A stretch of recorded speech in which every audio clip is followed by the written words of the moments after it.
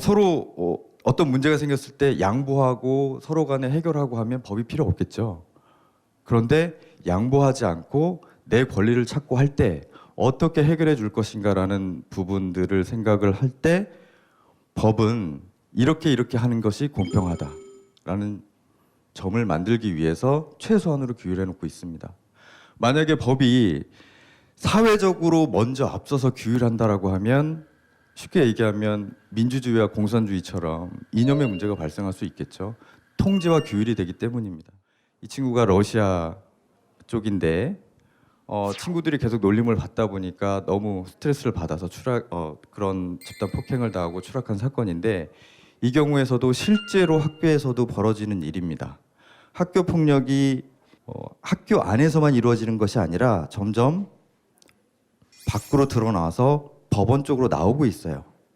이 부분은 다문화 가정, 아이들이 너는 피부색이 달라, 너 왜 그래? 라는 이 말 한마디가 아이들한테는 큰 상처가 되고 지속적으로 되면 점점점 외톨이가 되는 경우들이 정말 많습니다. 이런 전체적인 얘기를 제가 말씀을 드렸을 때 공통점이 있습니다. 그 다문화 가정, 국제 결혼을 해서 낳은 아이들, 그런 외국인을 바라보는 시선이 우리가 그렇게 편견을 가지고 있기 때문에 벌어지는 일이 아닌가. 여러분들 이민 많이 생각해 보셨죠? 만약에 우리가 미국이라든지 캐나다라든지 호주라든지 만약에 가게 되면 어떻게 생각을 할 수 있을까요?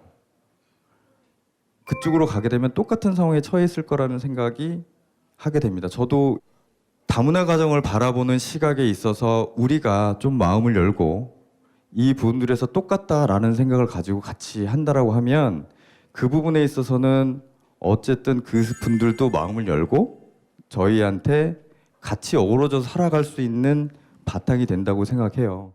다문화 가정의 사람들, 아이들을 차별하거나 혐오하는 얘기를 아무렇지도 않게 하는 사람들이 있는데 이런 사람들은 나중에 법적인 처벌을 받을 수 있는 건가요? 하는 질문인데요. 당연히 예. 처벌 받습니다. 예. 예를 들면 다들 아실 거예요. 명예훼손이라든지 모욕이라든지.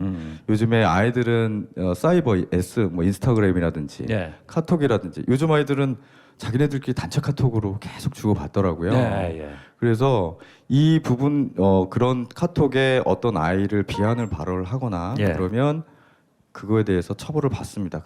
예, 그렇군요. 그러니까 그 아무렇지도 않게 누군가를 차별하거나 그 비난하는 말들이 나중에 법적인 책임을 질 수도 있는 상황이 될 수도 있다. 그럼요. 요걸 잊지 말아야겠습니다. 맞습니다.